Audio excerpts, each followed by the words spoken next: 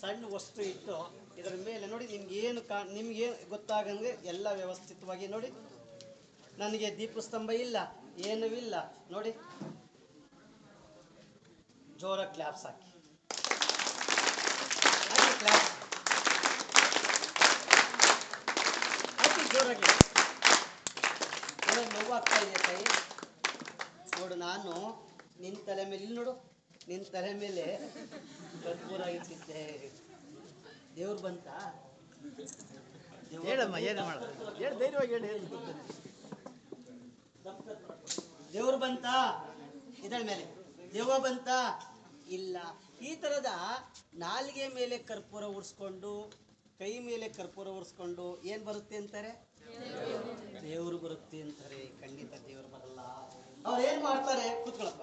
ಅವ್ರೇನ್ ಮಾಡ್ತಾರೆ ನೋಡಿ, ಅರ್ಥ ಮಾಡ್ಕೊಳ್ಳಿ. ಈ ದಪ್ಪಗಿರ ಕರ್ಪೂರ ತಗೊಳ್ತಾರ ಅವರು. ದಪ್ಪಗಿರ ಕರ್ಪೂರ ತಗೊಂಡು ಅರ್ಧ ಭಾಗವನ್ನ ನೀರಲ್ಲಿ ನೆನೆಸಿರ್ತಾರೆ. ಹೀಗೆ ಗೊತ್ತಾಗಲ್ಲ ಯಾರು. ಯಾವಾಗ ನೀರಲ್ಲಿ ನೆನೆಸಿರ್ತಾರೆ, ಜನ ಬಂದಾಗ ಹಿಂಗ್ ಮೇಲ್ಗಡೆ ಇಟ್ಕೊಳ್ತಾರೆ, ಅಥವಾ ನಾಲ್ಗೆ ಮೇಲೆ ಇಟ್ಕೊತಾರೆ, ಅಥವಾ ತಲೆ ಮೇಲೆ ಇಟ್ಕೊತಾರೆ. ಇಟ್ಕೊಂಡಾದ್ಮೇಲೆ ಅಷ್ಟೂ ಜನರ ನಡುವೆ ಹಿಂಗ್ ಉರಿಸ್ಕೊಳ್ತಾರೆ. ಉರಿಸ್ಕೊಂಡಾಗ ಅದು ಉರಿತಾ ಇರುತ್ತೆ. ದೂರದಲ್ಲಿ ನೋಡೋಗೆ ಮಗನೇ ಏನೋ ನೋವಾಗ್ತಾ ಇದೆಯೇನು? ಸುಡ್ತಾ ಇದೆಯೇನು?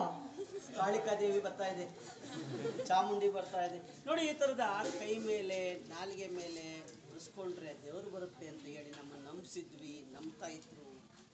ಈಗಲೂ ಕೂಡ ಶನಿದೇವ್ರು ಬರುತ್ತೆ ಅಂತ ಹೇಳಿ ಕೈ ಮೇಲೆ ಬಲಾಢ್ಯವಾಗಿ ಕರ್ಪೂರ ಇರಿಸ್ಕೊಂಡು ನಮ್ಮನ್ನು ನಂಬಿಸ್ತಾರೆ. ಕೆಳಗಡೆ ನೀರಿನ ಅಂಶ ಇರುತ್ತೆ, ನಮಗೆ ನೋವು ಆಗಲ್ಲ. Thank you.